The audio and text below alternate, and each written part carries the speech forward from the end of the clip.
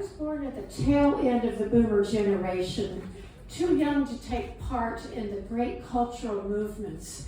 All I know about them I learned in Mad Magazine. I wished I could have been a hippie. But in 1994, I got a chance to try it out. My husband Charles took me to the Rainbow Family Gathering, the Grand Teton National Forest in Wyoming. We both love shady forests. So we drove out from Atlanta. He wanted to camp next to his Native American friend who ran the children's camp. So from the parking lot, we walked uphill 2.5 miles carrying a heavy load, then back to the truck for a second load, and then back for a third load. 12.5 miles total. I silently cursed Charles every step of the way. There were folks camped out all along the trail, and I kept asking, why can't we stop here instead? But he was adamant.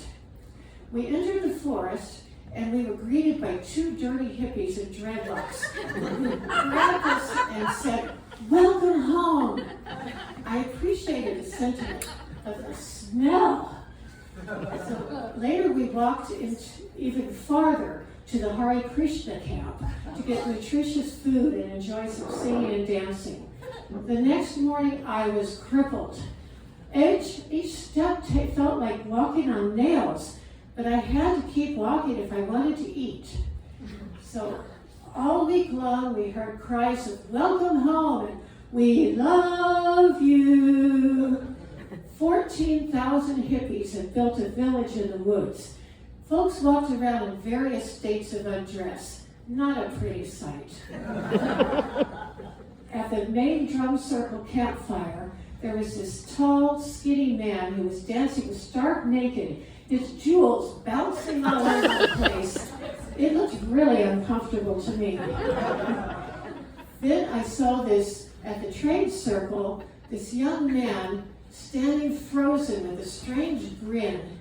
He was stoned out of his mind and naked and green from head to toe. I noticed a round, brightly painted box at his feet, so I tried to get his attention. "I'm giving you this for the box. Is it okay if I take it?" "Okay, I'm taking the box now. Is that all right?" In his mind, I didn't exist.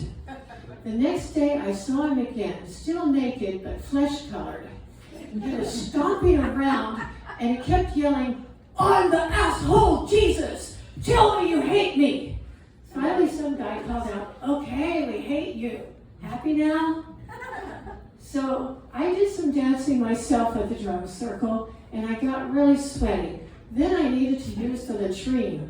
It was just a ditch that I had to squat over, out in the open where anyone could see. I was so constipated. And my straining caused sheets of sweat to pour off of me. I really needed a shower by then.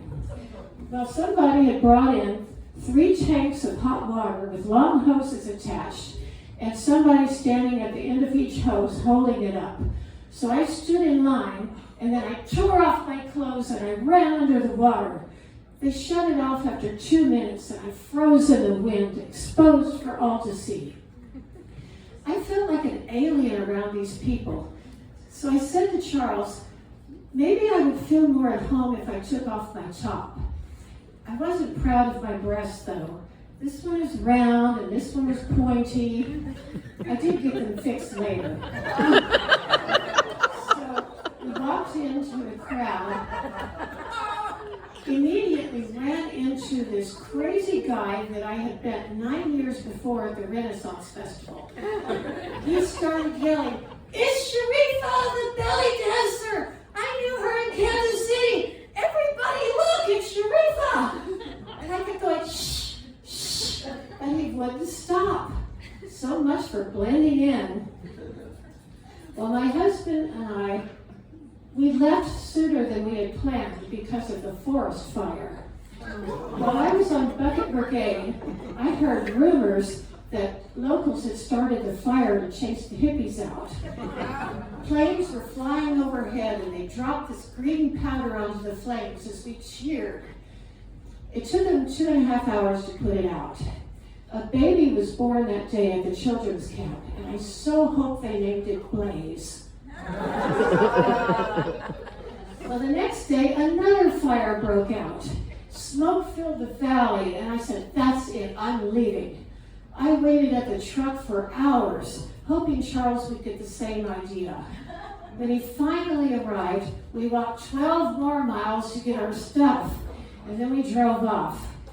We saw an endless line of vehicles coming in, and I yelled at them, go back, there's a fire! But no one listened. Well, it was an educational experience.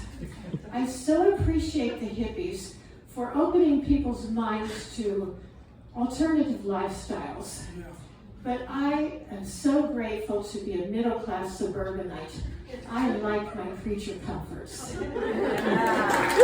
Yeah, Sherry. Woo-hoo! Keep it going. Wow.